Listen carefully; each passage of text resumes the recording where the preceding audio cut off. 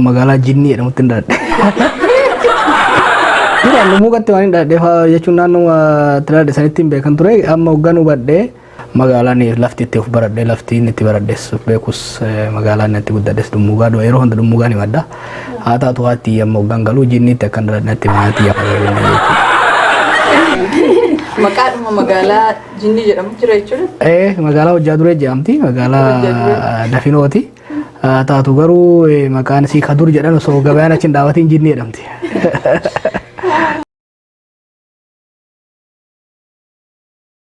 Gaafa ani achi deemu eerpoortiin keenya jal'aa baharreef gaangee ture.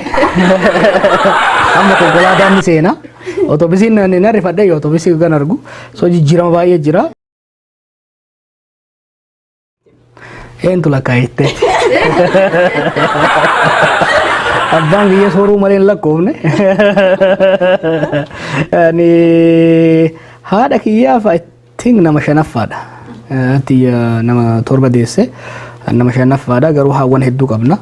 Akkasumas obboleeyyan haawwan hedduun qaba. Gaafa naasii galu amma eerpoortii nama baay'ee dhufe. Yaadadhu ijoollee keenya biratti waan hin guddatiniif nama tokko lama malee baay'ee isaanii yaadadhu. Hundi isaanii dhufanii obboleettii kiyyaa boodarra natti kolfoo gammaa ijoollee wajji deemne atillee obboleettii kiyyaa jaan nama hedduu. Ati warra dhufe keessa hedduu isaanii hin beeku obboleeyyan kiyya ta'uu isaanii kanaaf nama baay'ee gara jidduu irratti ni argama. Ijoolleen mana keessatti baay'ee cunqurfameen guddadhan cunqursaa dubartootatti jira. Sana abbaa irree ijoolleen dubartoota narra gurguddoo namni nan tumin hin jiru. Hundi isaanii amma hoggaan argu dhiigana kan fayyada. Aljazeeraan naaf feereen Niiwoork irraa hoggaan deemu sirba Hacaaluutiin dhaggeeffachaa dhaqe. Sirboonni baay'ee murteessaadha beekta. Sirboonni baay'ee barreeda tokko kan taaddalan sirbe gadaan keenya kan jiru impaaktii guddaa narra kaa'ee ture. Kun 2012 kana baay'ee fakkaata kan taaddala. 2013 immoo tokko nyaatu kan jedhu tokko taa'ee tokko nyaatu jedhu suni kan Hacaalu isan dhaggeeffachaa. Tokko du'ee tokko taa'u wal gaggalaa bakka taate wal gaggalaa hanga stuudiyoo seenutti gurra keessa kaafadhe. Kanaaf an kanuma danfe kana studio seene beeyta ana danfe jiru gaafi nama danfe suna gaafatte. We have Jawa Mohammed, and Jawa is an Oromo rights advocate who was raised in Ethiopia's Oromia region. Jawa, it's great to have you in the stream. Thank you for having me. Are you Oromo first or Ethiopian first? I am an Oromo first. Nuti Oromo da jechuun isaan maraachuu eegallan daran maraachina jennee I am Oromo first jennee kaane. Agar fuuldura odoo ixaana qabaatan irra buufnetti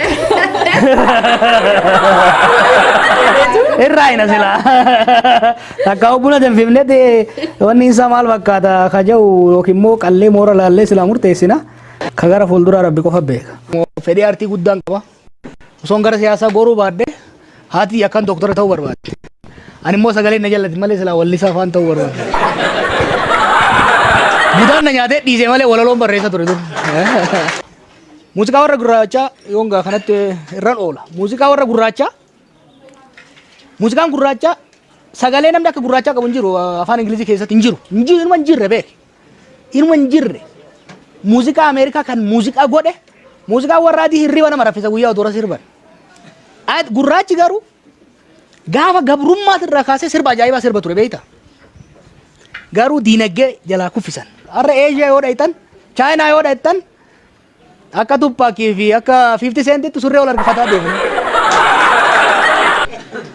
Gaafan barata gaafan afroo qabu sani Adaamaa mana barcaa tokko taa'eetiin na duuba nama afaan Oromoo waa'ee aartii haasa'u dhagaye.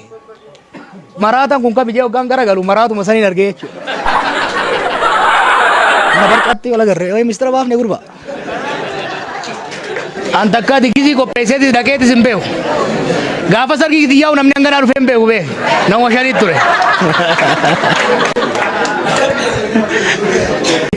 Namni dura yoo ol fuudhu waggaa duraa san baranoo jedhama. Waliin lolu jaarsaa jaartillee waliin fikirii hundi isaa.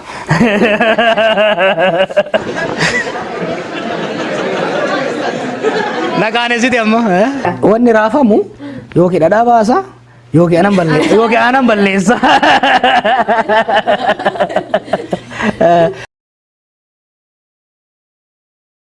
Guyyaan sabaa sablammoota hin geenye ganaadha.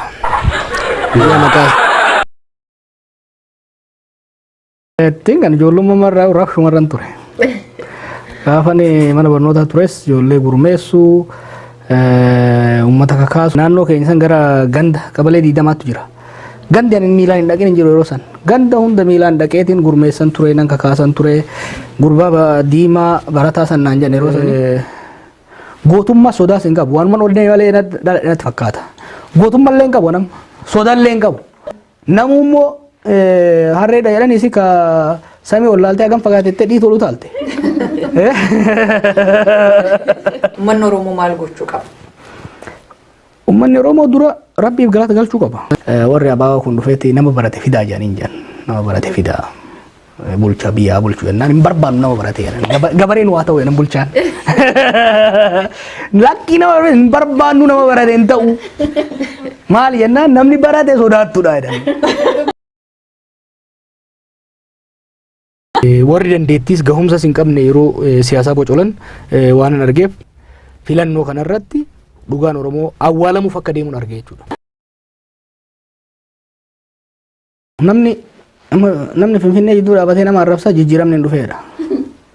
Achi taa'ee. Nama arrabsuu danda'uun isaa sunuu jijjiirama tokko. Jijjiiramni baay'ee dhufe namni akka fedhetti deema akka fedhetti dubbata. Inumaa'uu haga isaa kenname ol bargaanfateeti kan deemaa jiru namni beekte.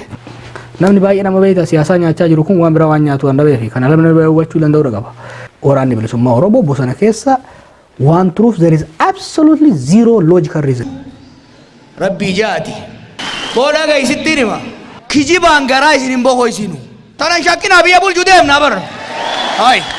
Gana amma barte ko hiixatu jirra. Dubbiyyuu nee galle. Booyi jaaba uummata Oromoo dimookiraasiin barsiiftu irraa baratta malee. Isin galee kaan wanni biraan jiru. Shilinguma gara lamaan na mul'atti beeyta. Profeesar. Kompiitara kiyya sangamma homaan balleessine akkuma gaariitti ittiin dalagu jiratti hin beeka. Abshira. Qaallichi gabaabaan sun hedduun haasa'u beekta hoggaa haasa'u garuu jecha lakkaa'in lafarra kaaya lammaan. Naannoo abaawoon keessa ture irratti hin guddadhe. Seenaa fi abba himata. Abba iffaarsaami. Aartiin Oromoo boo'icha keessaa bahuu qabaa akkana nu godhanii keessaa bahuu qabaa. Ka isin gargaaru ol kaasaa dhaadheessa. Ka isin hin gargaarre gadi buusa busheessa. Haaromsi hin jiru jettani. Haaraa'uu dhiisi moofa'uutu deemaa jira dhugaa sunitti. Dheengadda hoggaa jedhi to'achuu hantuuta bishaan seene fakkaatti. Angaraa na gubataa jechuudha. Goolii balbala goolii fuulduratti maanoo tuqanii fiikaa fuufanii hoggaa namni itti dhiite maanuutti dhiittaa jedhu. Maanoo ofumaatu hiittanii fiikaa fuuftanii hoggaa namni galchu boo'uu dhiisan jedhan. Ameerikaa ka godhe. Ameerikaa ka godhe waa sadii. Tokko CNN. Lammaffaan Hollywood. Sadaffaan hip hop muuziqaa isaaniiti. Finfinneen mana sabaaf sablammootaa ta'uu handhuura Afrikaa ta'uu hin waakkannu nu. Nu beektaa dhugaan qabsoofna karaa mo'anna. Dhugaa ormaan tuyyu. Finfinneen mana sabaaf sablammootaati. Dhugaa tana hin galchinaaf. Finfinneen magaalaa guddoo Oromiyaatii fi handhuura Oromiyaa dhugaa tana nuuf haa galchan. Nageenyi qabu kana lamaaniin. Nageen qaba. Rakkoon hin jiru. Bara tokko Adam Haaruu sirba baasuu dhiisee turedhan 90moota keessa. Sirba baay'ee baasanii 80moota keessa baay'ee baasa Adam. Adam maaliif sirba baasuu dhiifte jennaan zabana raachii haroo haramaayaatu callisee lafaan banaa'ee jedhan. Oromoon keenya kan beeku qabdan dargaggeessa waggoota 5 dabre kana itti ijjate sirna abbaa irreef irraa fuudhe amma waan hurkaa xiyyaa naa kennaa jee abdataa jira. Waan dalagee shaqqalatee nyaatu dhabnaan saameen nyaata. Zulmiin akkanaa kun dhaabachuu qaba beekte. Garuu bilisummaan heeraaf seerri sirritti hin tolfamin bishaan maagada hin qabne. Bishaan maagada hin qabne gara hundatti yaa'et ooyiruu obaasuu dhiisee ooyiruu lolaasee biyyee dhiqee dhabama godha. Akkasiimi moo isin warra katamaati. Warri magaalaa kun beekta fakkeenya qonnaa kanan galuufi. Gaafa geeshootumaa isintu ture jechuuf.